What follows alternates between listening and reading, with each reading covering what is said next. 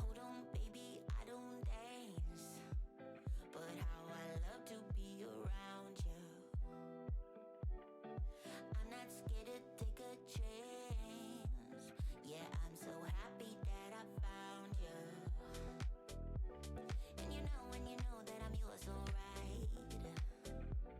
You can tell by the look in my eyes. Don't wanna play it cool, I gave it straight from the heart. Oh, how I love to be around you. We got something better than the others. We can fly higher than an eagle. Take me somewhere we can be together. Oh, how I love to be around you.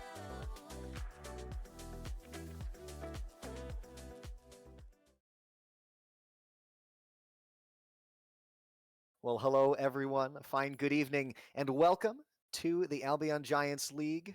Welcome to the collegiate match between Texas A&M White and St. Ambrose. This is going to be a best of one, brought to you on the cast here by myself, Cabbage, alongside Saffrion, joining me on the cast, and Red Rosy Panda over on production. Always have to thank our production members. And Saffrion, I believe before we start, you do have a message for all the viewers. I do, thank you very much. Due to an overwhelming demand for Assault, we have decided to begin our weekly Collegiate Smite Tournament series with a 5v5 Assault tournament on Saturday, November 4th at 7 p.m. Eastern. Sign up in our announcement channel for a chance to show what collegiate players are truly better in a randomly generated environment. Signups and check-ins are open until 6:50 p.m. of the day of the tournament. Yeah, so randomly generated gods, you're gonna get in there, and obviously, whatever god you're gonna get, you gotta make do. So it's gonna be a rough one. There's gonna be some great matchups, some rough ones, but at the end of the day, we will find someone victorious. Yeah, sounds like a heck of a lot of fun. Honestly, might try and see if my team's available on that day. But I mean, moving on, Saffrion, we do have a match at hand here, and between Mhm. A&M White and St. Ambrose, this match was played last night as a part of the midseason tournament, and this is again a best of one. This was, I believe, the semifinals, so a decent amount on the line here between these two teams wanting a spot in those finals, right? So as we go in, as we start to see these picks and bans considered and locked in, is there anything that comes to mind as big meta threats that you'd be looking at? I know stuff like the Raijin, the Baba Yaga has been really strong in mid. Also, some very strong picks over in duo, over in the jungle. Where does your mind tend to go? Yeah, the Raijin and the Baba in mid are both really signature picks right now. I do expect to see at least some sort of presence from those two picks at some point. But other than that, Chernobog has been a top pick, top ban. That one's been going on for a while. I know some people really like him, some people don't. So we'll see, if that style gets brought forth in this set. Other than that, though, I am really interested to see what kind of mage solos, if at all, we're going to see in the solo lane. Right now, Opwash had a 100% pick ban rate in the SPL this past weekend. Opwash, 100% pick ban rate is absolutely insane for that god. So yeah, we'll see what kind of mage solos get picked. Opwash, we'll see if he's any priority. But let's get started. Let's go into picks and bans real quick. Yeah, like you said, Mage is very, very high priority right now. This Baba Yaga getting taken off the field first. It kind of piggybacking on that Chernobog point that you made, this Athena going to go away as well. That rotational potential with the ultimate just extremely valuable alongside the taunt. Pairs really well with a lot of the mages that are strong right now. You have that big burst follow up. So two bans that I think are relatively standard. Still no Raijin getting banned out, but this Chernobog also getting taken off the table so far. So the global's going to be very limited right now, Safrian. Yeah, global is definitely being a priority up until this point. Thor, another higher pick, not top pick, not bottom pick. Ratatasker also looking as a somewhat higher priority. So there are still some global ultimates available. However, we do see the Freya ban from St. Ambrose as well. Freya, another really, really strong pick in the ADC lane. Two kind of hyper carry gods gone from the ADC lane. So currently, my eyes are leaning towards things like Soul on her, Rama, more of the aggressive picks are being left open over there. Yeah, still two mage ADCs left open. You have that Soul that honestly seen a lot more play recently. And the other one, as I say it, of course, going to Yep. get banned away here. This Oleron not wanting to have to fight into that are A&M White. But for St. Ambrose here, they're going to ban the Pele, and that does leave something very notable on the field with is this Raijin, which Yep. gets hovered and locked in by A&M White right as I say it. What can I say? I'm a prophet, Safrian. You really are a prophet. We'll see if there's any prophetic cloaks for this game. Baba Yaga already getting banned means that there's going to be probably not a guaranteed one. However, there could still be some prophetic cloaks coming around. Now, other than that, what I would like to see from St. Ambrose is potentially either the Soul or the Honor, whichever pick you prefer in that lane, get some pressure going over there, and then look for potentially I don't know, a jungler is definitely on the table. You have a lot of options. There's still plenty of high priority picks up. My mind currently leans towards the Ratatasker, pretty decent into Raijin. You can provide that threat from around the map without having to really overcommit too hard. And if he tries to use his one on you, you just stun him, and there you go. He can't really fight back. So kind of keeping an eye on that pick, but we're still waiting, seeing what direction they would like to take their draft.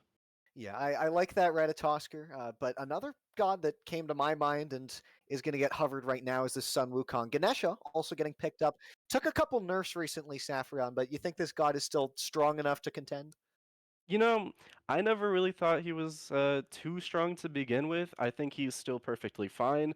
I personally felt he was slightly overrated, but he still definitely has his place, especially into a god like Raijin, preventing Raijin from either doing anything once he dashes in or getting away, which he likes to, bounce in, bounce out type of play style. So shutting that down and preventing Raijin from just free casting around the battlefield would be pretty beneficial. So a lot of control going to come out from this Ganesha. The Sun Wukong also getting picked up here, so frontline locked in here for St. Ambrose. And one of the things that screams out to me that's still left on the board is going to be Thor. I think that's a Mhm. god that especially recently, has been very strong, has flex potential as well. So A&M White could look to that pick. But Saffron, they're going to hover the Yemoja here. And Yemoja's a god that is good, but feels very, very heavy on the execution, right? And this Soul getting locked in alongside it, it seems to me like A&M White, they really want to have wave pressure in that duo. Yeah, this dual lane pressure is going to be absolutely insane. Ganesh does provide some pressure back, however, it is often dependent on not being too out pressured to begin with. Soul being able to punish a Ganesh that tries to do any form of CC or walk up to the wave and use the one will get really hurt trying to do so. So Ganesh kind of nullified for any sort of pressure he has. So my eye so far is being kept on this dual lane and seeing what kind of lead they can provide and then transfer into the Gold Fury area. When you bring your Raijin over to Gold Fury, that will be a really, really strong early game, maybe 10-minute fight. As we see, Thor does get locked in here for St. Ambrose. Not quite a surprise. I mean, your profit is still continuing to tick on. You're I mean, stacking it a little bit.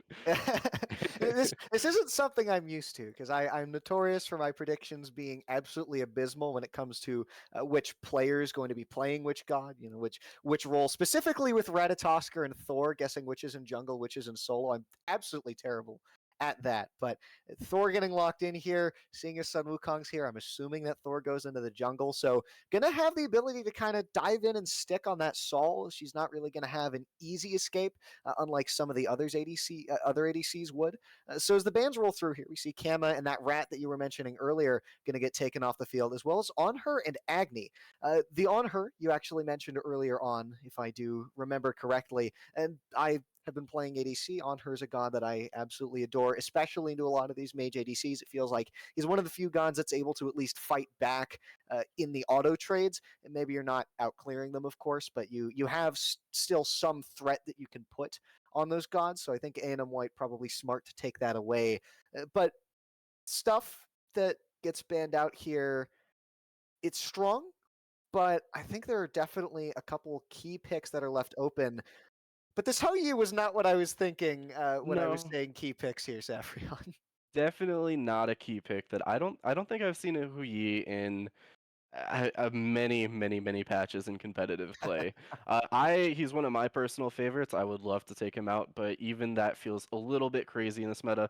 Technically, could go into the mid lane, not completely True. out of the picture just yet. Now, I am interested to see how the Hu Yi Soul matchup in lane is going to be in particular, being that oftentimes we will see the On Her pick to compete with the Soul like you were talking about.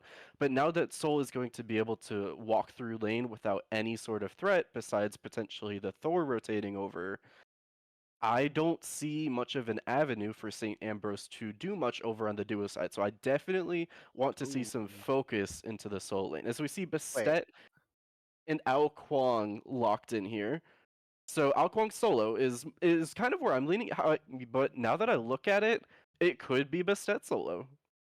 I think I have to make a cabbage prediction here. Gotta I mean, Okay. hopefully add another win to my record. I think I'm what, like 5-44 right now. But anyways, I'm going to predict that this is Raijin in the mid lane, Ao Kwang in the jungle, and then Bestet over in the solo lane. So I'll match you on that Ao Kwang solo. I will Okay. I will say he's probably going to go into the jungle here, but I could be wrong. I think I still want to pick on this Hou pick because this is not something I see very often, especially after Uller just got buffed. Right? Mm-hmm. I think if you're aiming for that kind of a god, where you get a lot of that one-on-one pressure, I feel like Uller might be the one that you lean more towards. Now, Saffrion, you talked heck of a lot about Opwash. Opwash very I very did. strong right now. Opwash getting hovered. Do you like the Opwash considering the comp that A&M White have, though? I do not. I'm sorry, St. Ambrose. I have to imagine that is Opwash mid, and you are now playing Opwash mid into. I'm looking at basically everybody on their team comp besides maybe Soul can kind of run you over. Yamoja, you can catch that Opwash so easy. Use the Riptide, use the ultimate, and that Opwash is stuck.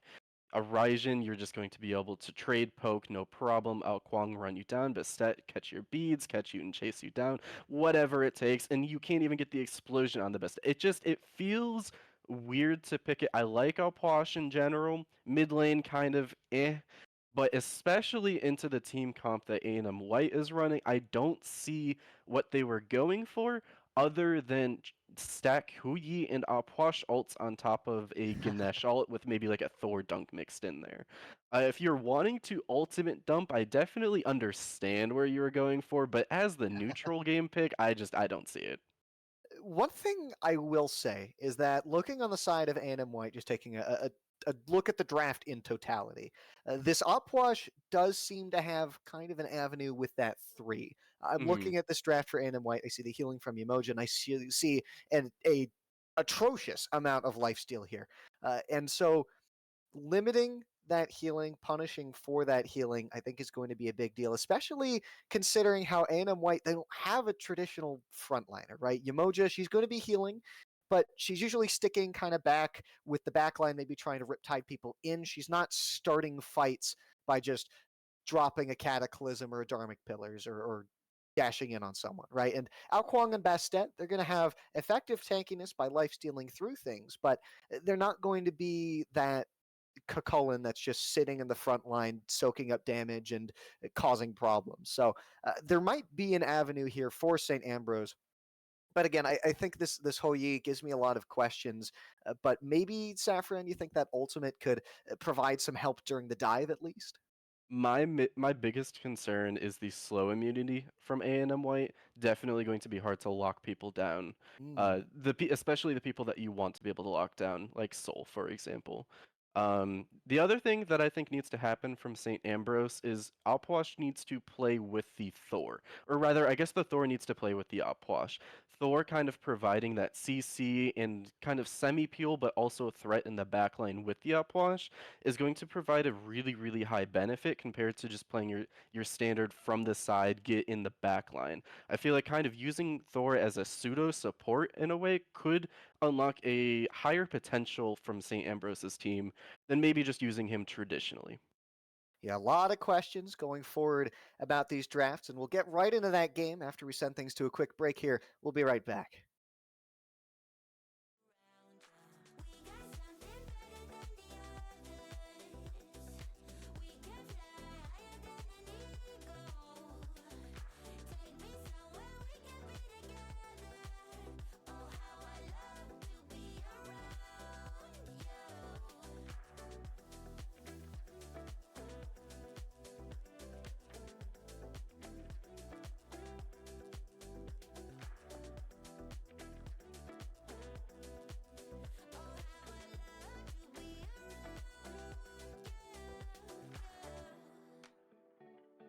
You can show me how to move, 'cause I don't wanna be sitting alone.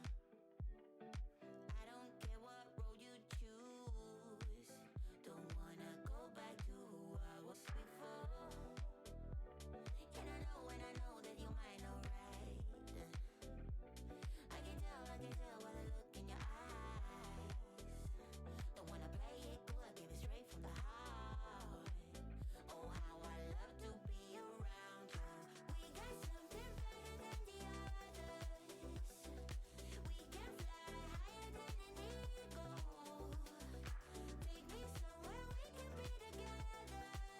Oh, how I love to be around you.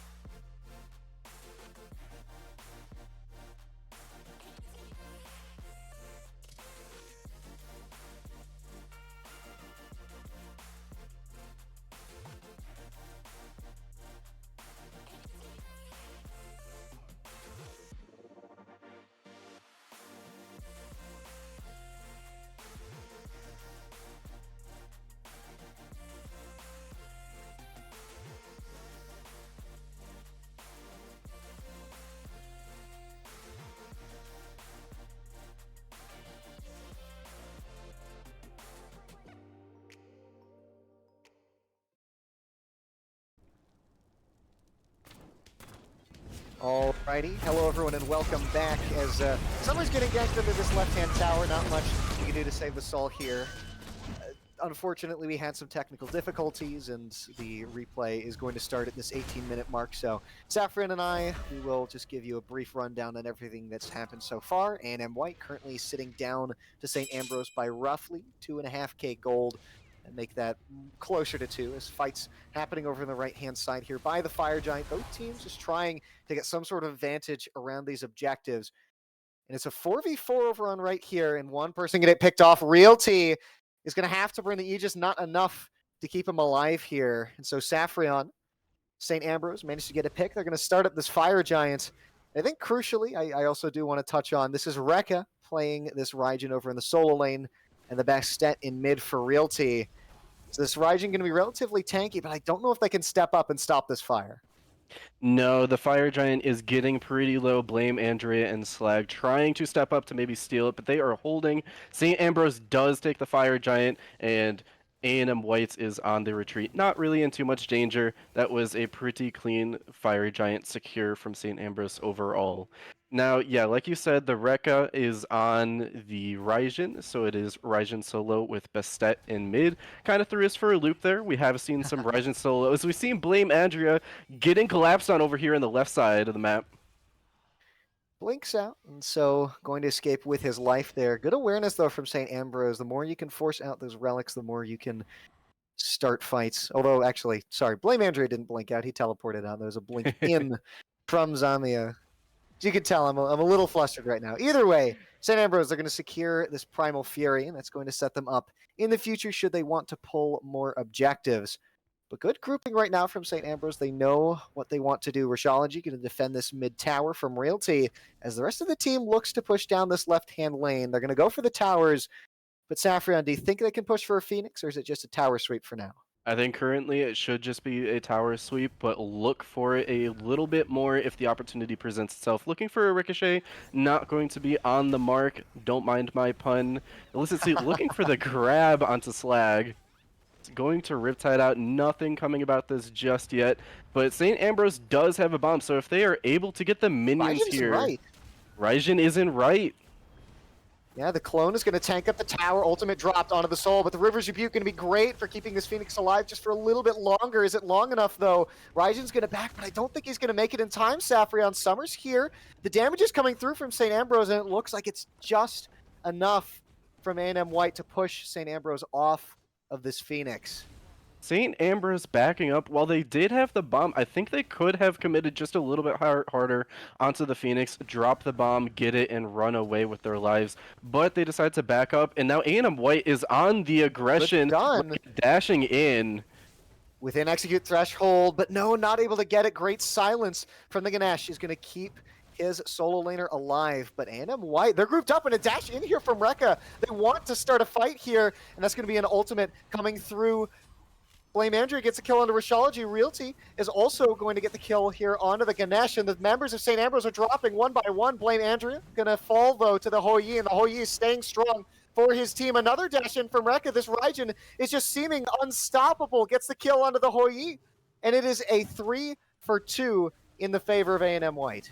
Rekka just dashing in on cooldown over and over and over again, providing so much poke and distraction, creating a very big line of attack from A&M White to just follow Rekka in. And Rekka still ending the fight with over half health after doing nothing but just constant dashing in. Now, I don't know exactly what St. Ambrose needs to do. Alposh does have that anti-healing online, so that shouldn't be too big of an issue at this point of the game. However, Raijin continuing to just be that onslaught of oppression, constantly pushing them back. I'm not sure where St. Ambrose needs to change their game plan. We haven't seen that much yet, so it's hard to say. But currently, Rekka is just killing it. How was A&M White ever behind? I mean, it seems like a lot of it came through the dual lane and kind of that left-hand side of the map as well. There's some pressure in mid. Chubby Ostrich and J-Man have a bit of a lead on their respective lane opponents. So that's where I'd be looking for St. Ambrose here to try and leverage across the map. I mean, you still have a lot of levels in your advantage. You still have gold in your pocket, more so than before you pulled that first fire. But seeing as A&M White have been able to fight back, at a lot of these objectives now.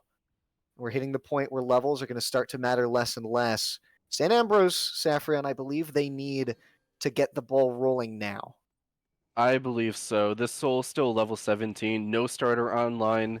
I should mention, Soul also does have the Breastplate of Valor, not yet upgraded into the Glyph, so she is going to be a bit tankier than you might expect. However, she doesn't yet have her starter item either, so this point of the game is quite weak as St. Ambrose does secure the Pyromancer. Yeah, but Realty it's getting such cooked low out. HP on Realty. Thor's up in the air. Is he going to come down? He comes down, but he misses Realty. Finally gets the kill with the Berserker's Barrage. Rekka trying to make his way out. The teleport is going to be good, but Zami is just going to chase him down, and that is your star player right now. This Raijin finally going to end up falling, and the rest of St. Ambrose, they surge forward, and Saffron, they look for this mid T2. St. Ambrose is going to charge down the mid lane. However, we do see Blame Andrea wrapping behind St. Ambrose, and they don't appear to know. With the Titans pushing up as well, this could be a huge Riptide. Blame Andrea is now picking up the flank. The Titan is pushing into the members of St. Ambrose here, and that's going to force them to back up. The fact that the Titan's here provides basically that fourth member, so Saffron, just a little bit unfortunate timing, though seems a little self-inflicted considering St. Ambrose were the ones to get that beacon. I definitely agree. I don't think that they were calculating for the Titans to also push up there as well. Now they could utilize their Titan pushing, but they will also have to back. They do have to be careful. The members of A&M White did just respawn. Blame Andrea looking for Rushology. As he just popped, and he's just going to go down here to Summer.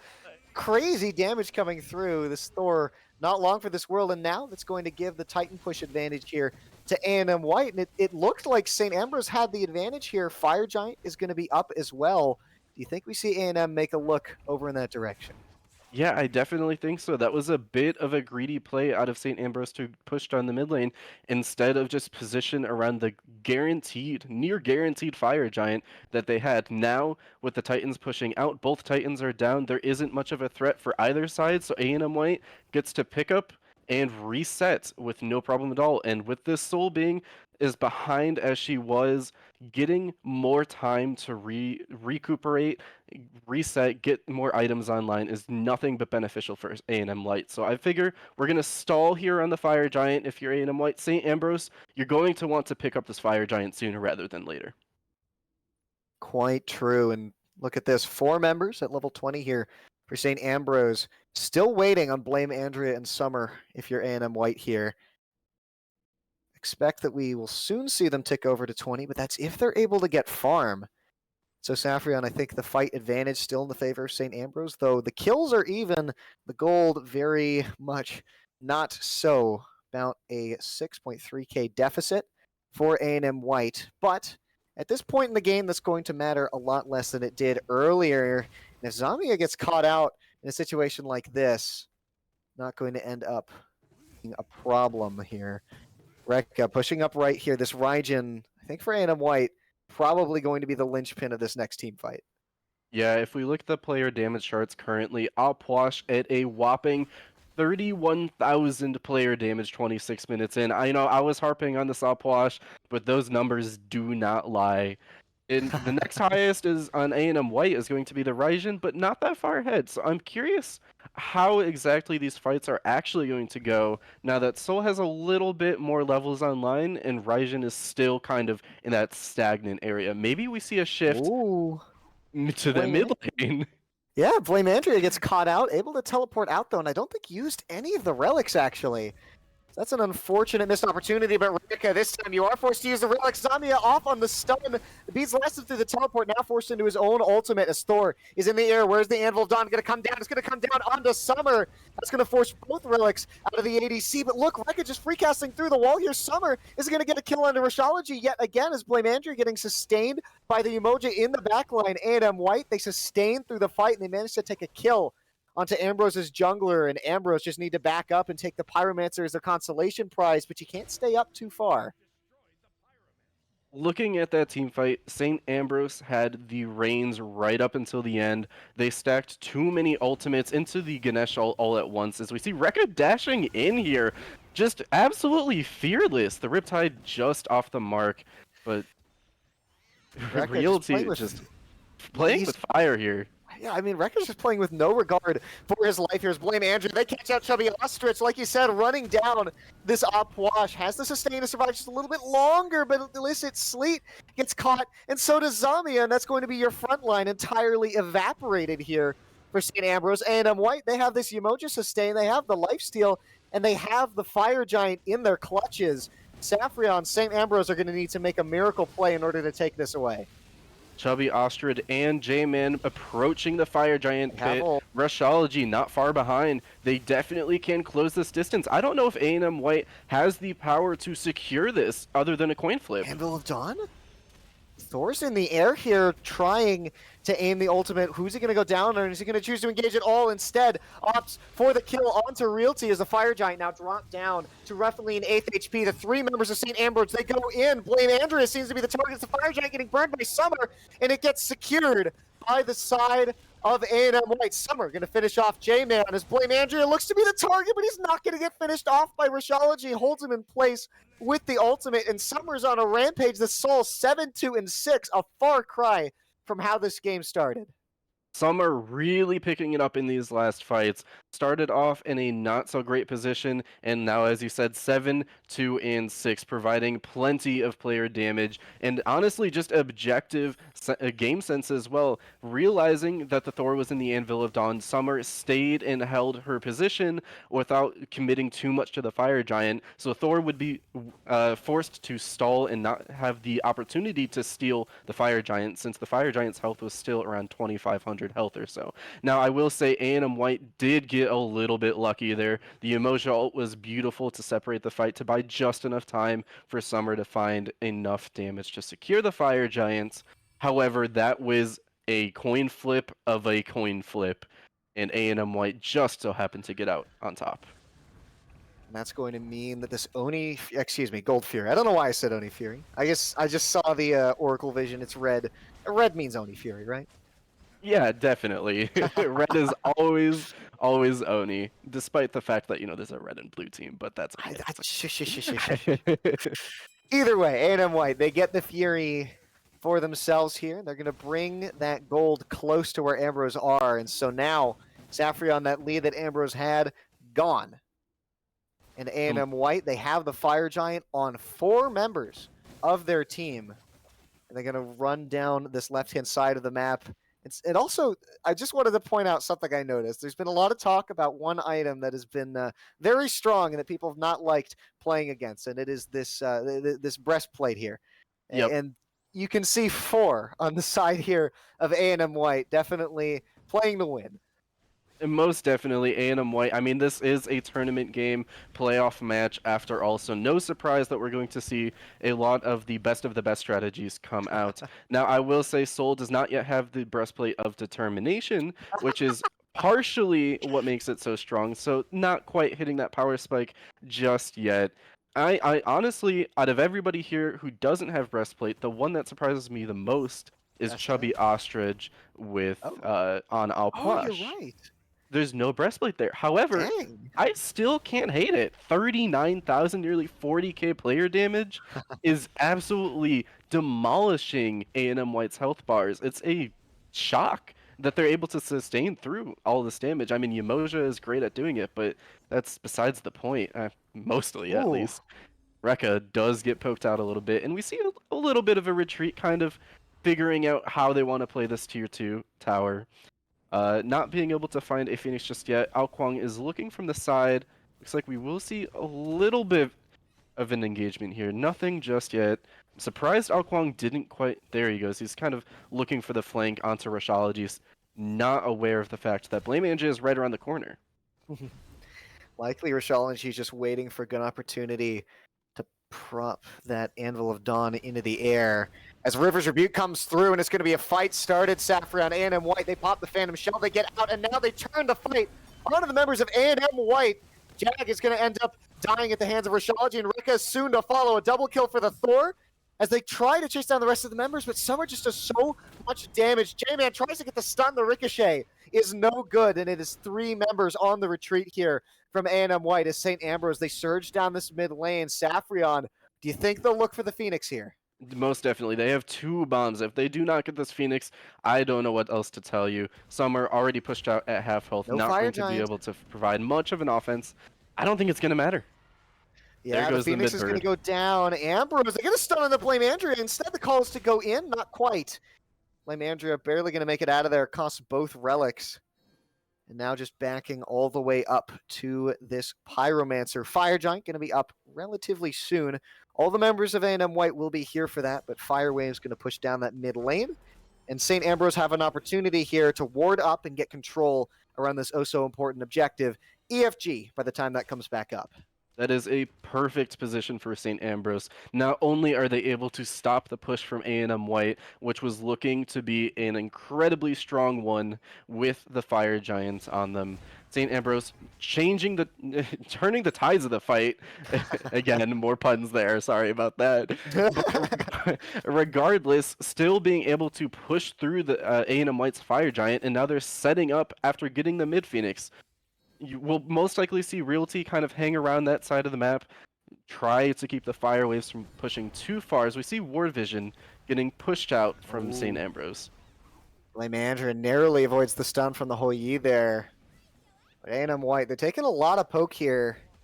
Very dangerous, tricky positioning here. All 5 members finally back, and thankfully, you're able to neuter some of that poke. You have this Yamoja for that healing, and I think Jag on this Yamoja has been incredibly important for keeping this team alive through fights, especially because this is a team that is going to be relatively squishy.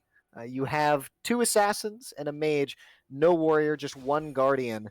So relying on the heals and shields from this Umoja going to be very important. This Fire Giant's getting burned, and it's extraordinarily low. All the members are coming in. It's a 50-50, and it's a 50-50. St. Ambrose are going to win. They take out Blame Andrea on the back end. It's Raijin hunting down Chubby Ostrich. He manages to do it in the back line, but all the meanwhile, the front line is just diving across the members of A&M White. Some are going to pick up a kill on a Rashology. Yet again, the store has not been able to lock down the Salt easily, but it's not going to matter. Saffrion, it is a Deicide and EFG, and St. Ambrose still have their ADC. The ADC still being up is going to cost A&M White most likely the game. I expect to see St. Ambrose pushing straight down mid and headed right for that Titan room. A&M White looked like they had a good team fight. Rekka dived in there and picked Chubby Ostrich nearly all by himself, and yet was not able to clean up the team fight as much as they would have liked. I think that was about as good as it could have gotten after St. Ambrose got EFG, but that looks like it will be St. Ambrose winning the playoffs against A&M White. Yes, sir. A&M White are going to end up falling here to St. Ambrose. They showed some signs of life as that game started to close out, but it just was not quite enough to get them through to the other side. Great performance from Rekka, especially great performance from Summer as well. But St. Ambrose, they just had a little bit too much in them. They were able to pull these objectives, just work together as a team a bit too well against the dive here of A&M White. And I think a lot of that, in my opinion, comes down to just how squishy A&M White was and how you have this Hou Yi ult, you have this Pwash ult, meaning that if you do want to dive, you're going to be diving into so much damage. Yeah, way too much damage for somebody like Orison to be able to not only get their kit off, but also survive in the aftermath. While on the side of St. Ambrose, having the Thor, the Ganesh ult, and the Wukong as kind of your frontline engage, all of those are really, really good at closing the distance and collapsing into a funnel. And a lot of A&M White's team comp likes to funnel into a kite.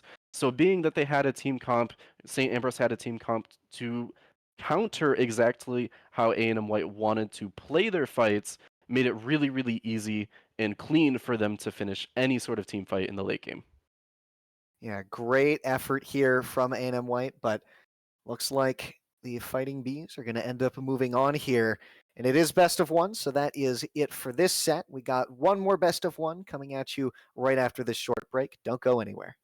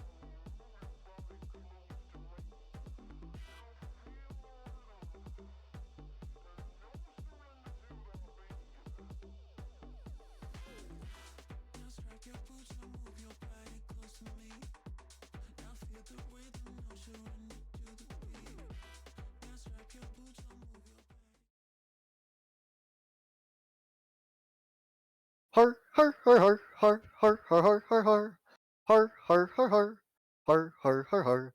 Saffron, have you seen the FNAF movie in theaters yet? No, no, I haven't. Where are you Well, going with this? well, you should go see it right after our Class Act Duel tournament on Saturday, November 4th, or our 5v5 Draft Conquest tournament on Sunday, November 5th. We promise they're almost as exciting as experiencing the bite of 87 for the first time, but that's just a theory. Signups and check-ins are open until 4:50 the day of the tournament in our tournament signups channel. Moving on, we do have a match between Wisconsin and Kentucky. And this is again going to be a best of one semifinals of the tournament that happened the previous night.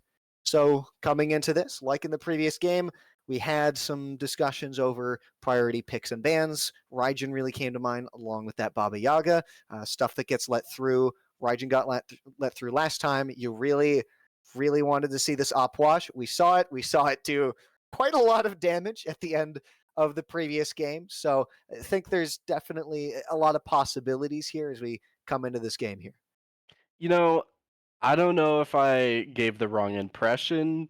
I wasn't really wanting to see the outwash. Oh, you.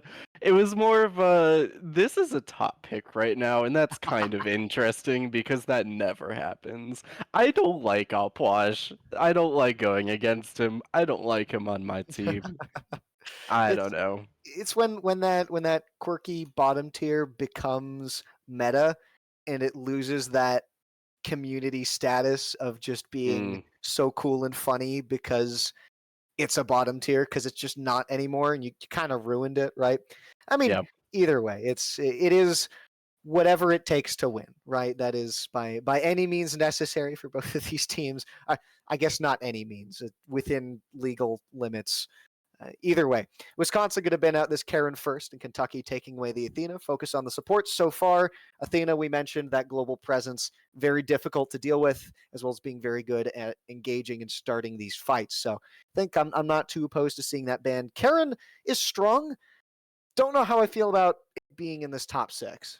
I think Wisconsin is more so looking to either get rid of picks they know they don't want to play but are still pretty good, but also look for something that doesn't allow them to get completely banned out. So doing things that are top but not necessarily first pick allows them to keep that door open for first and maybe even second and third picks as well when it comes back to them, depending on how many they leave open. So that's kind of my hypothesis. My God, I'm like a scientist. Look at me.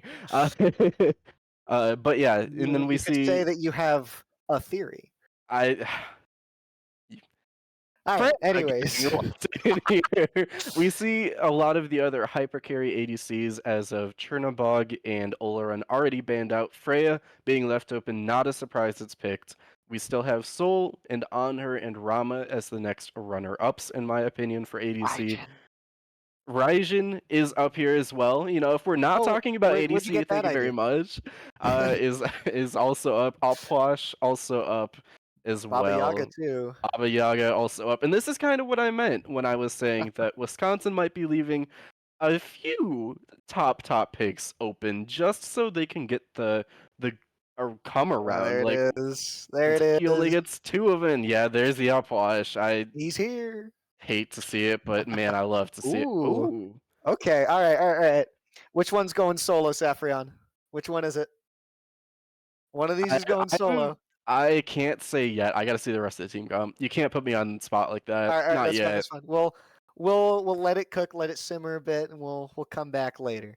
So Kentucky locking in both of these mages, uh, not locking in the Raijin actually, and so Wisconsin I'm not going to look in the region either. Okay, I was going somewhere with that, and I guess I kind of get railroaded a bit as Set and Atlas get picked up. I was going to say I'm not sure how I feel about a Freya being that first pick here for Wisconsin. I think Freya is strong, but I mean Baba Yaga and Raijin were both and are still both up here alongside that Alpwash.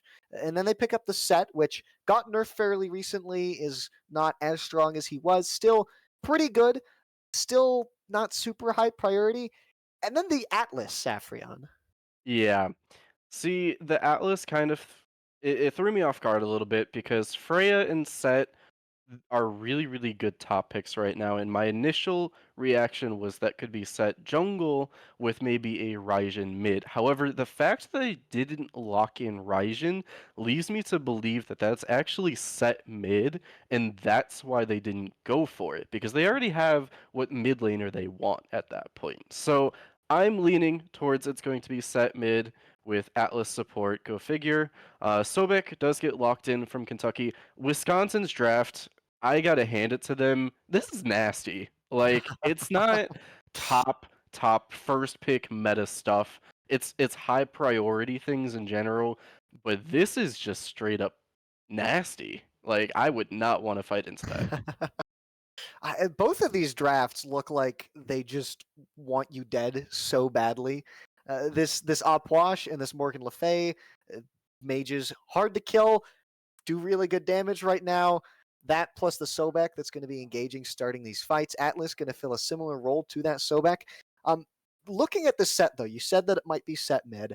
Considering how this is an Opwash or Morgan Le Fay likely in the mid lane here for Kentucky, is there either one that you'd prefer if this does end up being set mid? And then if you want to run this set mid, is there either one you'd prefer to run it into? And there's just so much up in the air for this comp because you could just decide, no, we're just not running the set mid if you think that the Morgan Le Fay is probably going into that mid lane. You know, as somebody who doesn't really play Set at all, side eye, uh, I have to say there is one clear choice that I would want to go into here, and that is the Upwash. Now, the anti-heal is a bit rough for Set's healing in his ultimate. However, you can run him down and poke him much easier than you can a Morgan Le Fay. Morgan Le Fay will be able to self-peel Ooh. really hard, and it will be very difficult to lock her down in mid lane. Artemis does get locked in here for Kentucky. That does round out a lot of beads burn. I like the direction Kentucky is going, albeit unconventional up until maybe like a couple weeks ago. I would say you're crazy if you're locking this in a couple weeks ago, but at this point, I understand and see where they're coming from and quite like how they're overall drafting. Yeah, the draft from Kentucky does seem to have a purpose. It works together. Wisconsin, it feels like there's bits and pieces here, but Saffron, this puzzle is starting to come together a little bit more. Amuz and Cobb going to be locked into the mid lane here, presumably, which would mean that Saul would go into the jungle, and then the Hebo gets locked in, and I have to reconsider everything I just said. I mean, the way I see it, set solo, Hebo jungle, Amazon mid. It makes most sense to me if it would go that direction. They have a lot of threats on their side of the team. Freya, Set, Hebo, and Amazon all providing a lockdown chase potential, with Atlas being able to either pull people in or provide the ultimate to guarantee not be able to fight them. If Wisconsin is roaming around as a 4 or 5 man group on the map, you will not be able to just fight them 1-to-1. You will have to look for either flank opportunities or look for something like a Thor dunk. Haha, nice job, Kentucky. Going to really put a bit of a wedge into Wisconsin's team comp doing so. I like Wisconsin's team comp because it has a lot of threat in every single place. They will roam as a unit and kill as a unit. But Kentucky has a really good team comp into that, where they like it when people are grouped up. Opwash, Alt Morgan Le Fay, CC, Artemis, Alt Thor, all of these things love when people are grouped up. So it's kind of a battle of Deathfall versus team that likes to stop Deathfall. So, Saffron, I think I'm going to have to make two predictions this time. Okay. Wisconsin, they have this draft that is currently on my screen here, and I'm going to guess not that we're seeing Set solo, but that we're seeing Hebo solo and Set over in the jungle. And then Okay. over on the side of Kentucky, I'm going to guess that we see the Pwash over in that solo lane, and Morgan Le Fay is going to star in that mid role. I do agree it will be Opwash solo if Kentucky's members like those picks equally, and it comes down to purely how they want to make their team comp, I think it should be Opwash solo. Now, if a certain player likes one pick over the other, I could see it not going that way, but on a strict paper basis, Opwash solo, Morgan Le Fay mid makes the most sense to me. Yeah, I mean, that's the tough part with these majors, right? It's so up in the air about what is going to be played where, and then especially when you don't know the players, like we don't have the luxury of being super familiar with who plays what in this league, and so understanding who would prefer what kind of a play style and which gods that they'd go to is definitely something that'll take time. And I think as the season goes on, people start to fall more into those roles. But Saffron, we are ready to get into game here, and we're going to see who ends up being right here on what's going where. And Saffron, hmm Saffron, did I just do it? Did I get it? No, I didn't. Morgan Le Fay is in fact in the solo lane, and it is top flush. But I think that's Yeah, solo correct, so mhm. I'm half there. Yeah, most definitely. Very, very close. Very close predictions. Hebo does go to the solo lane, so you got that one right. I don't know which one I'd prefer at this point. Player preference, if this is what they're feeling, I am totally fine with it. Now, looking at builds, we see Hebo did get a blink over teleport, so he won't be able to Conduit. sustain or stop any sort of gank from the Thor. Some poke in mid, nothing going to come about it just yet. Sorry, not Apwash. Muzzin with the set has a bunch of poke, so you He will see also Apwash and Thor have to be He a also little has bit a careful of that. starter. He also has a starter in the second item slot. That's bothering me as Shell gets used here in the left lane, and this is just what the Sobek offers you, right? It's just this up close, in your face pressure. Ooh. Melee though gets pulled back. Not going to end up dying here in Venom. If you can avoid the autos, is going to be able to get out into Revelark. Unfortunately, not able to finish off that kill. Almost had it there. Venom got a little ahead of himself. Maybe some seeing red on that Sobek. A little bit of a blunder on both sides. Venom eyeing the Sobek, looking at the pull, forgets about the Artemis that can just 3 auto you to death in about half a second, losing almost all of the HP and almost dying, but then Artemis missing the final basic that would have secured the kill. So both sides kind of having some a little bit of an oops moment as we see Thor rotating over to the shield buff. Not a surprise there, providing a little bit more pressure for Kentucky. Set is just going to duel it out here with the Opwash over in the mid lane as AMC is on his way back. Almost loses that, actually, to the Pwash, who just sustains right back up, and that's just what this pick offers. Meanwhile, in left here, Venom is once again almost dead and is finally going to fall to the rain of arrows. Almost got out there, but I think escape death by a hair's breadth that first time. You're not going to get so lucky this time. Nah, they almost got lucky that time as well, but the what is it? Suppress the insolent, is that the ability name? Does find the kill, having a really, really low cooldown on Oh. Artemis 3. So we see a bit of a solo kill from Simodine over on the Hebo onto I'm sorry, Squeef? I just realized your Squeef. name, Squeef. Ah, Oh, so jeez. we well. we see Set does secure the blue buff for Wisconsin as well, making sure that Hebo does stay in the game as well, even though they just had to waste a lot of their health and mana to get that kill. I mean, getting kills is definitely going to get them very far here. And that solo kill in right, Simodine went for that conduit gem, right? Didn't end up going for that vampiric shroud. So I think the damage a bit more there, the sustain, gonna take a hit, but I guess you're not really worried about the sustain if you're just killing your lane opponent.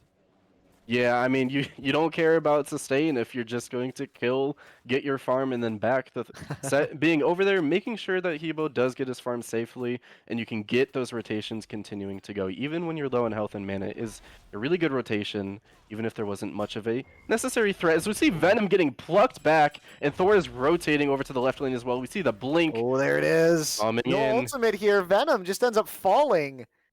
And that's just what those Thor rolls are going to offer, right? When Freya doesn't have this ultimate, going to be a lot of trouble here for pretty much every member on this team except for that Set to get out.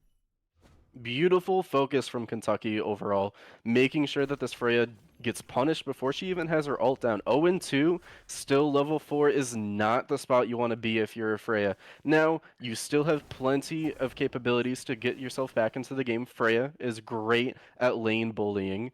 Artemis can kind of fall over. If Artemis tries to Tusky Freya, Freya can go into the air, but then at that point, you're sacrificing your safety when they do have a Thor in the enemy team. So it's kind of a little bit of a mind games. What do you want to sacrifice? So we see the set out coming in left lane. Yeah, here he comes going in onto Reveler, just ignoring the Sobek, and Sobek only able to sit and watch as the dash is going to miss. Unfortunate there for Thmelly Thumb. Almost had a great play there to turn things around. Instead, ends up gifting a second kill over to University of Wisconsin. Now that is a definite win for Wisconsin. Like I was just talking about, Freya was not quite out of the game yet. Getting that kill, or not necessarily getting the kill for Freya, but getting the kill in the duo lane with Freya nearby is most likely going to be enough to keep her afloat for now. We'll have to see where the focus comes later on once Thor looks to make the rotations over to that side again. Shield buff does come up soon, so I could see some play over in the duo side again. As we see Hebo and Morgan just kind of brawling it out. Set looking for a little bit of action in mid lane. Going to teleport out. I will also note, Set, the choice of recipe here is go, okay, Thor ults in, the ultimate is actually going to miss here. Venom forced into their own ultimate, and the Suppress the Insolent is actually going to miss here, trading autos, but you're not going to win that auto trade with a Freya. Instead, Kentucky forced to back away as Venom ends up putting out a lot of damage. And the rest of the members of University of Wisconsin are here. Could choose to take a fight here, especially if Atlas is able to get something started. Good wall is going to make sure that doesn't happen. I loved the play.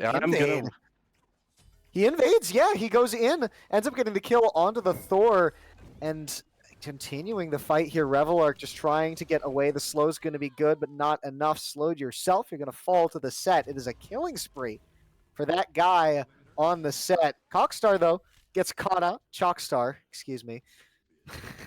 All good. We don't talk about it. Anyways, moving forward, we got set with the golden gooseberries. We see how that helps his camp clear just a little bit. I have definitely seen gooseberries be picked up on set, especially since Bountiful Bout has been getting nerfed. I kind of like it over Party Punch to a degree at this moment of time. However, there is definitely Oh, merit in both. So we see Simodyne getting another solo kill onto hey, Squeef.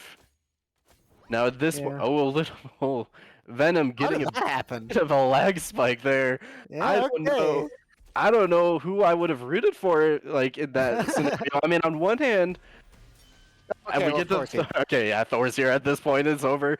But I was gonna say, on one hand, I would have been a little bit upset if I was Revelark, seeing the opportunity to get something going in the tower, not realizing that they were maybe lagging, and then all of a sudden, Freya just kind of teleports away. Now I do understand that that was not where Freya wanted to be to begin with, so that is another death that was pretty unnecessary as well. So overall, definitely going the way of Kentucky. Probably not too happy about that overall. Yeah, definitely. I think this pause is going to give some time to talk as we head over to the pick and ban screen, get things situated here.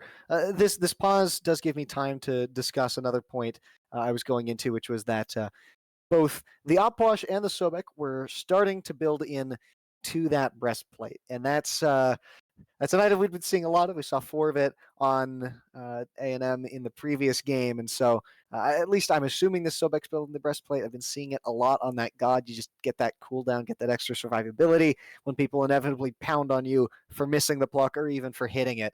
So Mhm. I think Kentucky definitely aiming to play a bit more aggressively, and we're going to hop right back into game here.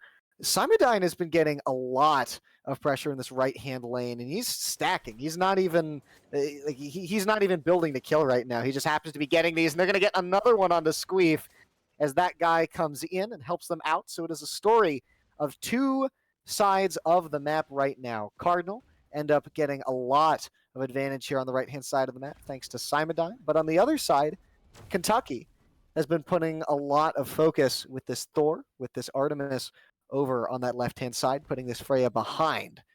Do you think either team has a distinct advantage right now? Yes, the gold slightly in favor of Cardinal, but I don't know if there's more to it than that. I think it's going to come down to how Kentucky responds in the next 30 seconds or so. If they get this kill onto Venom, they will be in a Ooh. fantastic spot. But if they don't, I think Wisconsin actually has the upper hand. Freya expending the ult here. Sobek going to make sure she gets slowed to death, the Thor, while blocking any sort of escape. And this is just the weakness of Freya, especially when you first pick. Chalkster This up. not quite picking up the kill, so close, but it was a good sacrifice as the Upwash ult is now down, so it will be a little bit harder for Kentucky to go and pick up the Gold Fury, which was definitely in their vision Oh soon no. enough. Childers gets caught out. That guy just waiting for him around the other side. The minions look like they're going to finish him off instead. Finally, Set is going to get the kill, but you trade mid for mid at the very least there. So the members of Kentucky going to salvage that situation. And as kills just keep dropping, nothing really changing so far. Pyromancer not up for a bit, and great pluck. Excellent pluck there. Oh no, that was looking so in the little bit of the left. That was looking so good for Hey. Spear, but I respect the mini BM out of the supports with the jump parties. There's some brawling going around in duo lane. Artemis Oh, looking to pick up the final hits onto Venom, but gonna hit Venom the doesn't. The autos. lifesteal doesn't have enough. All right, at this point, Kentucky is in the lead despite being down in gold. All they have to do is position around this Gold Fury, which they have plenty of ward vision for. They're going to reset and most likely come right back. Now we No. see Artemis one stack off the Devos, finishing that up. Freya is not quite at the hasten ring, so she's not even at her power spike yet. As long as Kentucky holds on to any sort of play that they make in the upcoming like minute or so and don't let go and find any avenue back for Cardinal for Wisconsin, I don't see there being much of an opportunity besides when the Hebo starts to rotate. And that really is the big X factor here, right? All the stuff that's going on the map, besides in that solo lane, is heavily in the favor of Kentucky. But If we take a look at that right-hand side of the map, 1.5 level lead for Simodine. But it's objectives like these. Simodine doesn't have a teleport glyph. Going to be hard for him to make rotations. So Cardinal going to need to fight back. Going to need to find inroads to make a comeback over on this left-hand side. And I think that guy has the right idea, getting some good poke. 5-0-1 on the set, definitely putting in a good performance. Ooh, the Chalkstar wall. caught out, and you're right, the wall is just too good. Spyrock is trying to keep the members occupied here as Thor's going to go up into the air, tries to go down onto that guy, but I think that was a mistake. Going to teleport out, and the ranged damage from the set is probably going to be enough. Great blink, though, is going to save him from that skewer, and the rest of the members coming through, but a good teleport. Looks like the set is just too slippery to get locked down here. Damage almost good to secure that kill. Still, you end up taking out the mid for Kentucky. It's a TKO onto your jungler, however. And Morgan Le Fay is just stuck fighting with Simodine on right, low HP. Likely going to end up falling here to the Hebo. I can't help but feel like Kentucky had the Gold Fury in their hands, and they instead decided to chase the kills. Tyler going to almost fall, but then sustain up, so not as big of a deal as it looked. That breastplate really, or tier 2 breastplate really helping him out so far. Tyler definitely does need to get that back off, because he has had tier 2 breastplate for probably like 5 or 6 minutes at this point.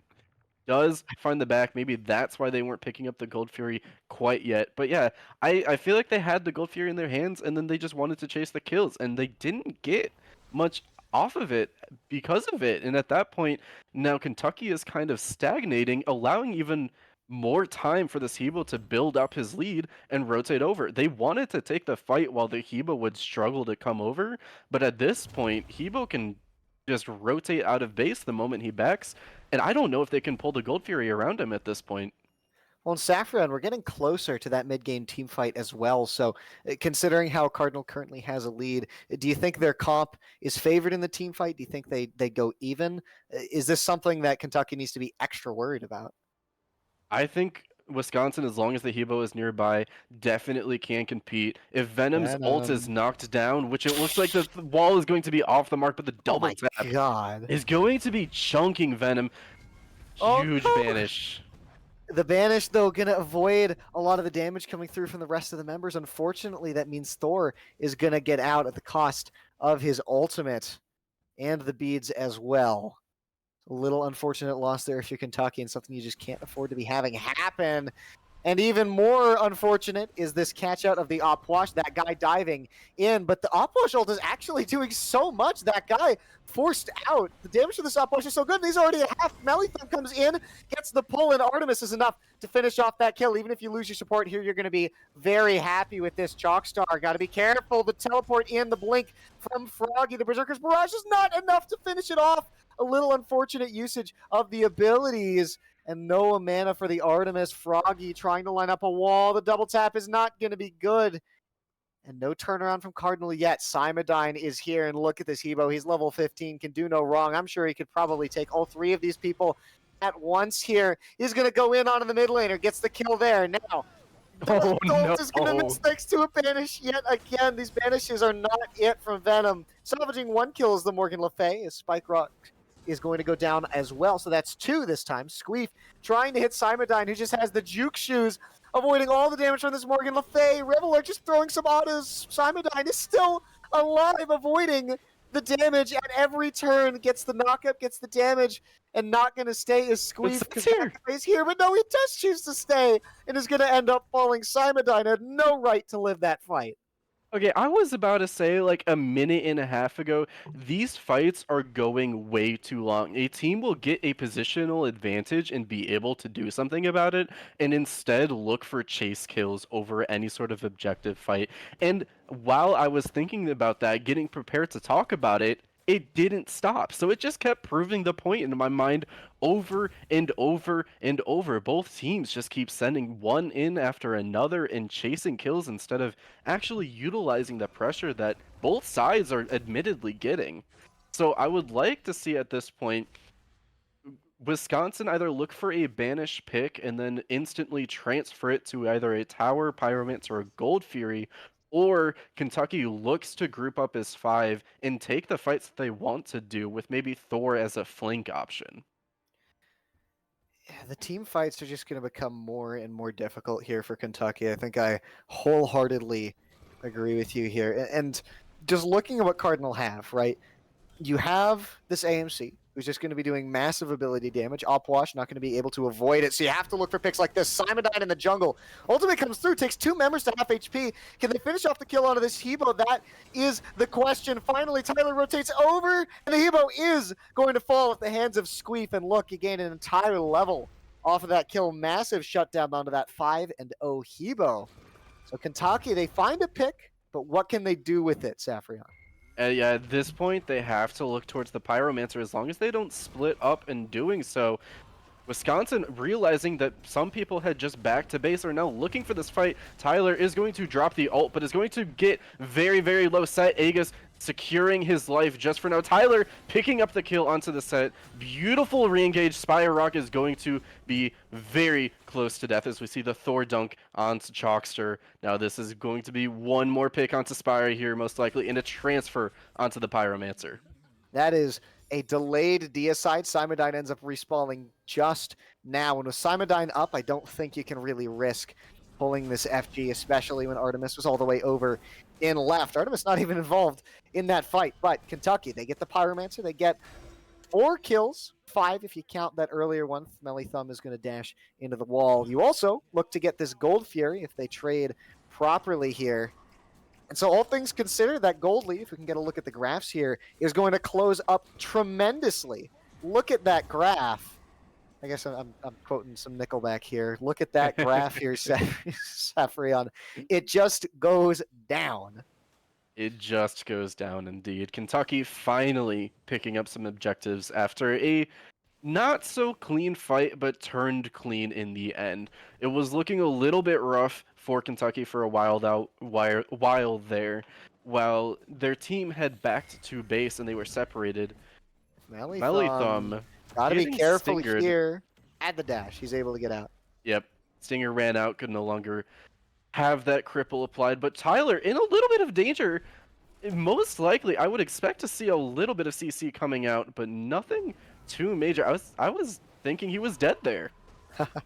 Spire Rock is also going to dash out. Opwash ult gets dropped. Doesn't really get much value. But look at this over and left. Revelark getting chased under that tier 2 tower is able to back up. So Kentucky, they weather the storm.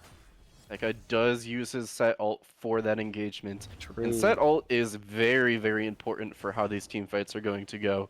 So with that being down, they most likely will want to wait a little bit before re-engaging. Now, there's not much to fight over anyways. I say that as Chalkster looks to Stinger Tyler.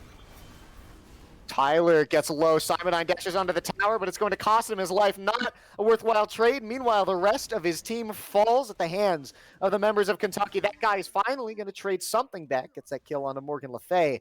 But it's 2 for 4 in the favor of Kentucky. Meanwhile, Freya just pushing down that left-hand side, trying to get some farm as this tier 1 tower is going to fall. Kentucky, they don't look like they're going to look for FG. No, I don't think that's the play to begin with anyways. Clean up these towers, keep getting your gold lead up. Taking an FG at this point of the game, and like at least in this game state, how it's back and forth, most likely won't be as advantageous as taking some of these towers and camps on your way out will be, and then resetting up for the Fire Giant afterwards. So I do really respect the slow play out of Kentucky there. Now, I would like to mention that guy did have a beautiful engage onto 3 people in mid to try and peel him off of his teammate. However, like I said, with the set ult being down, it just was not enough.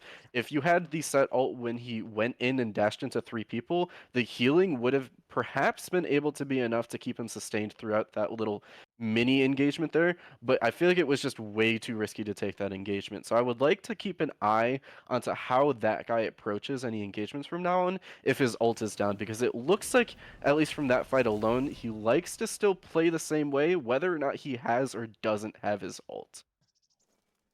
That guy going to be a very big part of Cardinal's fight right now, alongside Simondine. These have been the 2 players setting the pace for Cardinal this entire game. Meanwhile, Kentucky, Smelly Thumb just sits there and takes the damage from the set.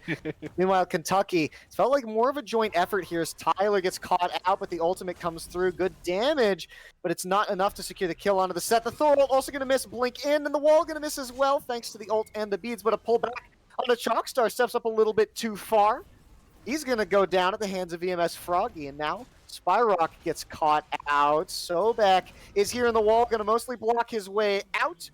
As Suppress the Insolent will suppress the Atlas to the Grayscale. 2 kills here, and they're moving over to this FG. But Saffron, crucially, Simodine is still alive. Simodine is still alive. There is the Fire Giant steal potential if they do choose to step up. Now, I could also see them playing around maybe the mid tower, the Gold Fury side of the map as well. But we do see Simodine stepping up to this Fire Giant pit. Does have the ultimate, does have the blink available to him if he can get out of combat, but does... Oh no! He gets caught in. The crushing wave hits the Thor wall. And that's going to be disaster striking here for Cardinal. Venom just trying to put some damage through. But with 5 members of Kentucky up, the ultimate gets forced out, and now Thor is up into the sky, comes crashing down. And the hopes of Cardinal come crashing down along with their ADC. The Pyromancer going to be next to fall.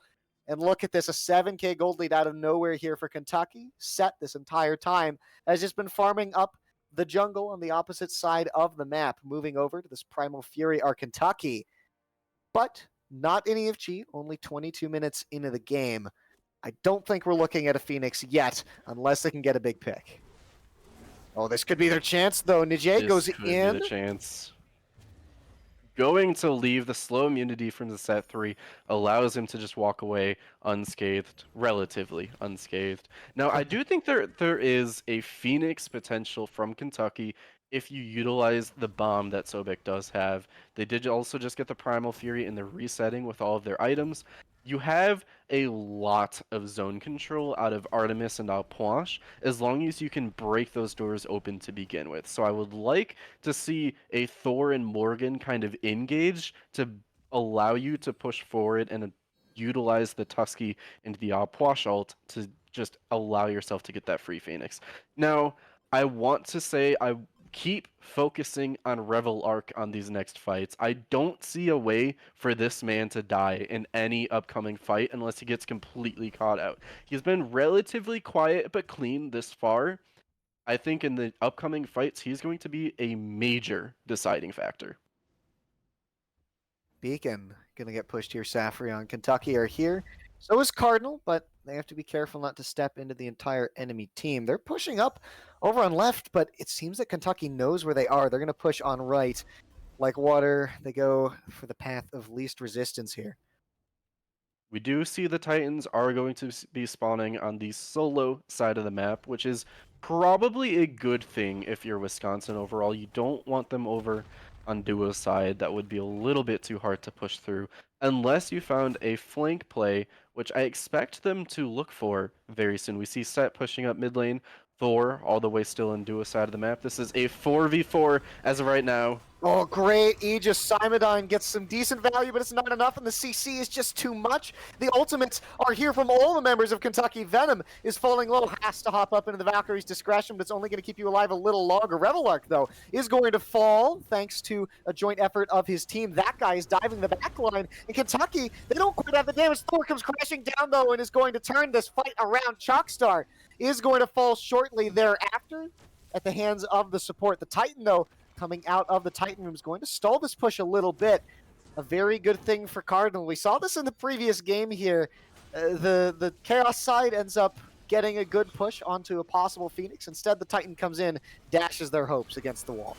At this point, you just play for Tyler's health bar. He has Breastplate of Determination. He can tank the structures. Send Tyler in there with his self-sustain, and you can still potentially pick up this Phoenix. Now, they take the safe route, and I completely understand that as well. You got Titan pushing, but Hebo and Freya did just now respawn, looking to fight another day rather than push their luck. At this point, they are 10k up. Do they really need the Phoenix to actually get anything going? I don't think so. Very true. Although, whenever you don't have a Phoenix, it just makes you at higher risk here if you're Kentucky. of getting that stolen away because more members of Cardinal going to be willing to step up to this Fire Giant. They have a reason, nothing really to defend at base. So this Titan and right going to fall down to basically no fanfare here. Cardinal just end up taking that away. Kentucky were not in a position to push it. As Fire Giant falls off all the members of Kentucky. You're right, a 10k lead. Sobek 4 levels up over his support counterpart. Oh, but Freya could be in danger over here. We see Sobek lurking. The banish is being done from Yeah, the Venom. dash Is it isn't going to be enough, enough but to get slow. out? Valkyrie's discretion forced out the damage, though. Revelar can just walk in and tank this coming through. Pulled out of the way of the suppress the insolent, but not going to matter. The autos are enough here. Pyromancer, though, gets taken by Cardinal, so there's at least something happening. But Kentucky, they don't care about that Pyromancer. They care about this left T2. They care about opening this base as much as they can for that next Fire Giant push. And a Primal Fury is definitely going to help them in that regard. Tyler just throwing some poke over at that guy, it would appear, over in the mid lane. Instead, no, he's just going to try to kill him. I'm sorry. He's not poking him. He is actively trying to kill this set 1v1. This Opwash is so hard to tack down, so hard to kill, sustaining through every fight. You wish you had everything this god did. Yeah, Alpwash being able to, as long He's as you still can walking. he doesn't care. He's still Tyler going. is going to get collapsed here. Simonine finds the pick onto Tyler, getting way too overzealous there. His confidence was getting just ridiculously high. I don't know what he was expecting at that point. I'm just gonna throw a guess out and say that he accidentally just dropped like a paperweight on his W key. It So he seemed just like had to it. keep moving forward. You know, he probably shark. what it He's a was, shark. he got the breastplate of determination proc, Oh. and he thought, you know what, I can't waste this. I'm too fast. Let me just run at them and get some use out of it, because at this point, why not? And he got punished for it. I think he just wanted to solo kill, a little bit of an ego play. I get it, but at that point, you did just give Wisconsin an opening to not only stall the Fire Giant, but maybe even pick it up themselves. Sobek did just back. I wonder if they know, because they are instantly pulling it instead. Yeah, they're going to start it here. Sobek isn't here. This Fire Giant is going down to half HP, and Kentucky cannot afford to let this go down. But the experience lead is not going to matter very much at all here. It's just about the gold. And with 3 members, you're not going to be able to do much. Cardinal, they secure the Fire Giant after just catching out Tyler, getting a little too ahead of himself. Malithal might be the next to fall as he has to dash away from the members of Cardinal. And that guy has just been running cover for the rest of his team, walking around the map. This set is nowhere near the team at pretty much any given time, but always able to run back to the team should he need it. This set, an incredibly slippery god. Most definitely. The set playing the flank, always looking for an after engagement instead of an initial poke. His playstyle playing a little bit differently than you would see out of a mid or a carry, but that makes sense being the jungler. Now we see Wisconsin does have Fire Giant. They are still 6,000 gold behind Kentucky, so that will be a little bit of a loss. I'd say at this point they're pretty even with Fire Giant. They're not great, they're not behind, they're pretty much even, so the fights can go either way. But for Wisconsin, that is a huge win compared to what it just was. We see a grouping on left side of the map. Wisconsin is looking to find a pick, but so is Kentucky, knowing that they're grouped over here, and we see a little bit of a pause. Could just be a bit of a connection issue. We had some of that earlier with Venom. We're going to hang tight for just a second, but in the meantime, what else can we talk about? Freya, 2-10, not looking great. But Still level 20. level 20, and at that point, 2-10, your stat line doesn't matter. You're level 20, you got most of your build online, and you provide not only a distraction, but the setup. Your team as Wisconsin likes the setup that Freya provides. You find a banish, you can instantly like just wrap yourself around them like a snake. If you do it right, I agree.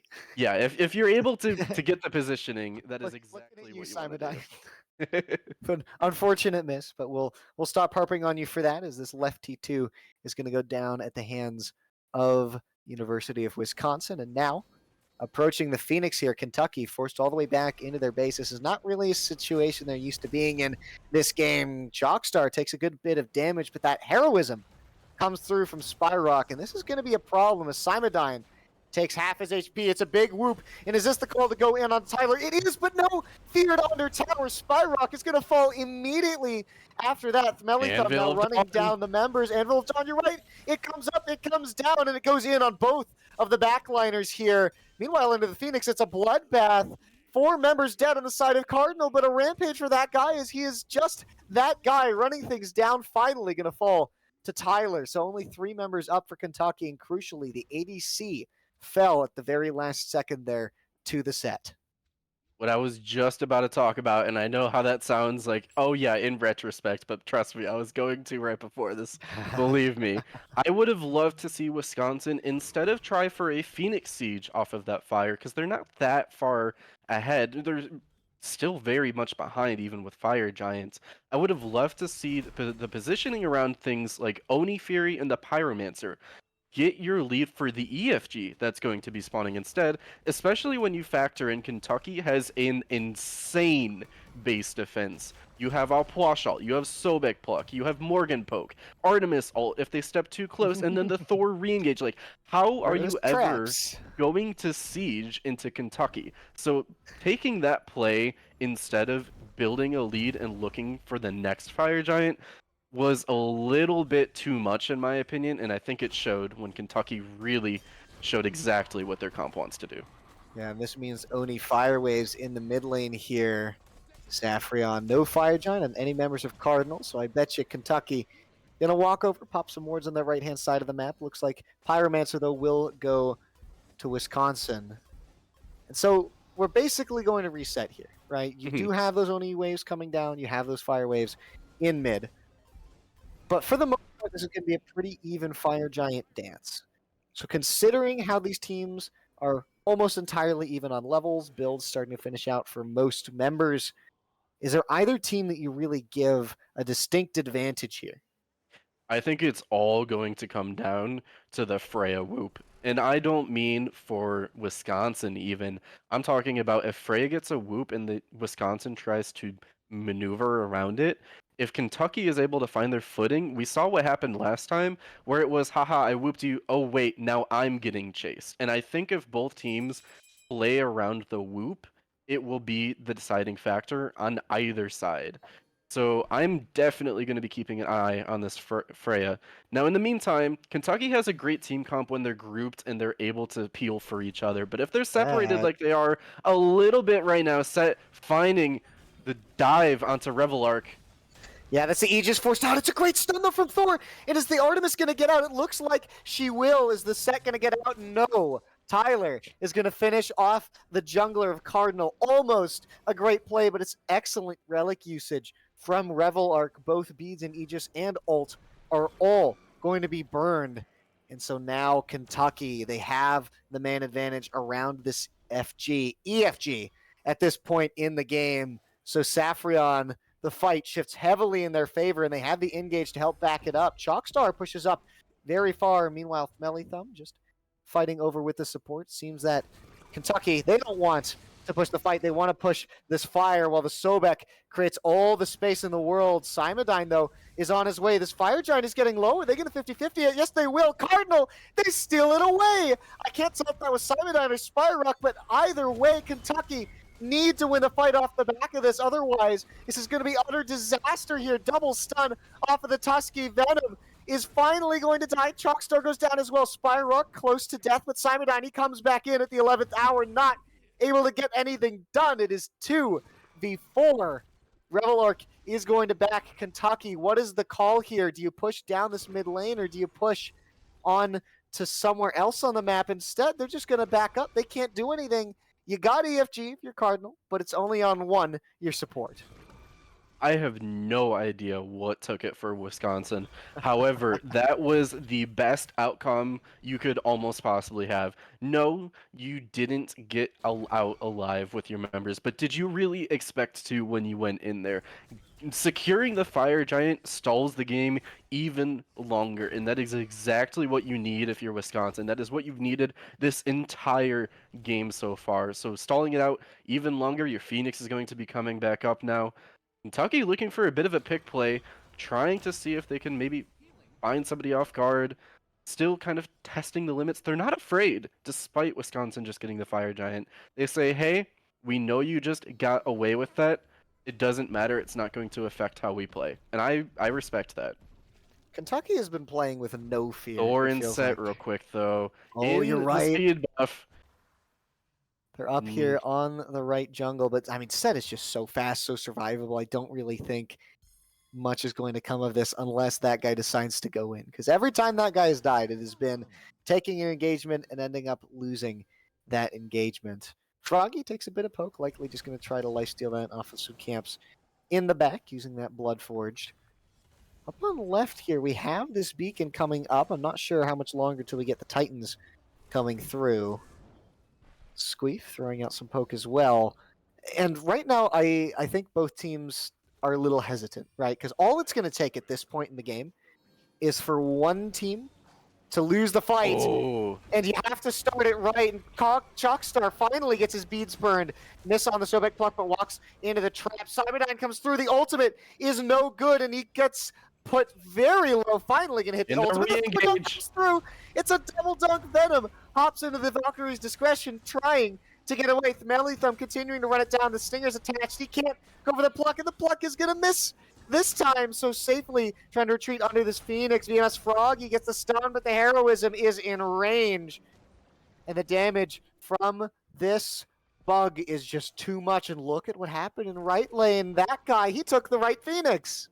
I didn't even notice that guy was finally that guy this game. After a few blunders, getting people away with almost no death jokes or no beats. Great blink in, and you're going to lose 2 members, it seems. But no, you're going to trade 1 to make that 2 back. That guy comes in from behind. Revelar trying to save the rest of his team. Finally going to shut down that guy after the triple kill of this set.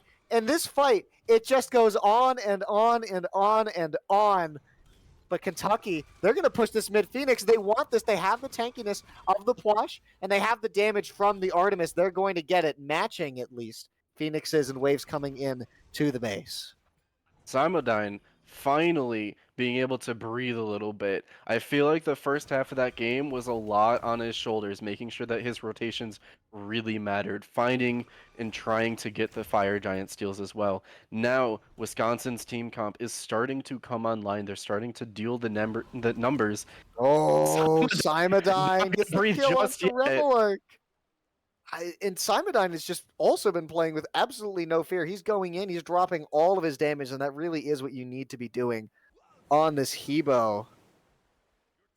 And but so, yeah, the rest of Wisconsin definitely, like for example, the Amazon Cobb has come online.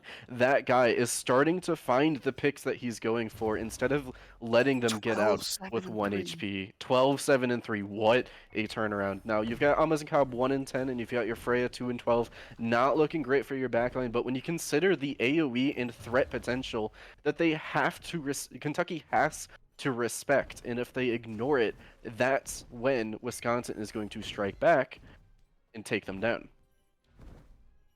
18 seconds without Revel like the Fire Giant coming up in just a second here. Pluck, though, is actually going to go through on to the Freya, gets knocked up, but the heroism is going to be in range this time. Spyrock trying to find something. That guy goes in. Ultimate gets burned off of Squeef. That's an ultimate you'd hate to lose here. Fire Giant is the next target of the aggression. Spyrock is low. Going to get put even lower by this Opwash. And now, Cardinal, they have to back up. Kentucky, they're coming in. Revelark is back alive. And so Kentucky now possibly have an opportunity to pull this FG.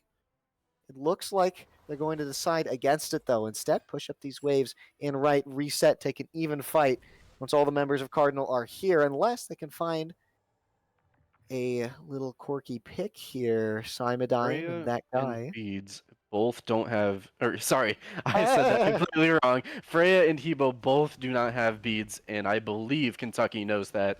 So playing around that fact is going. Cyberdyne? He doesn't manage to steal it away. In fact, jumps into all that damage, and for nothing, Squeefto is going to fall in the back, and the Anvil of Dawn does not connect. And look at the massive shield on that guy. He is just plowing through all of the members here of Kentucky. You've got EFG. It's only on one, and that one is going to fall. Cardinal, they've got 3 alive, and they've got 2, make that 3 auto attackers with a fire wave pulling into that Titan room and more on the way. Saffron, I think this game has got to be over. I think that guy finally became that guy. 17, 7, and 3, an astounding second half of that game. First half of the game was a little bit unfortunate with how many low health bars there were, but finally getting enough damage to finish any targets off, and he absolutely pops off. In Kentucky, they had the lead for almost the entirety of that game, but Cardinal, their draft was built for that late game, and they were able to bridge into that late game based on amazing efforts from that guy and from Simodine, just playing so well in the back line. And I think we can't really discount the absolutely high amount of damage that Chalkstar was able to do on this AMC. It should not be forgotten that this god kind of does sleeper damage, although that does get spread out. It can mean a world of difference considering how many low HP bars we saw in this game. Great stuff here coming out from both teams. Most definitely. Tyler getting 48,000 damage. Have to shout you out there. However, I also kind of have to go the opposite direction. I think the game turned the moment you went after the solo kill onto that guy. Completely agree. And after that, you guys just could not quite find your footing. Played extremely well, all of you, on both sides of on both sides, both teams. While there weren't superb KDAs from the side of Wisconsin, none of the players quit and none of the players stopped doing what they needed to do on their position. And that is really, really good job from Wisconsin as well as I'm sorry. I'm Kentucky. forgetting the team name. Kentucky. Thank you very much. I know who you are. Don't worry. I just blinked for a second. Kentucky still having a lot of potential at all moments of the game. Just gotta seal it up. Look for those objectives a little bit cleaner. Make sure that if you have a lead, you don't chase as much. I feel like that was definitely the downfall in the end. Yeah, both teams willing to stick it through to the bitter end there. And that's really all you can ask from your team. And I believe that is going to be it for us today on the cast, Saffron. It's been lovely casting with you here today. As always, Thank you. I have been Cabbage. And I also want to thank the lovely Red Rosie Panda for running production for us today. Couldn't have done it without you. Couldn't have done it without you all in the audience for viewing. So thank you for spending your time watching this humble stream. And we'll see you all next week or possibly Friday if we can get something cooking then. See you later.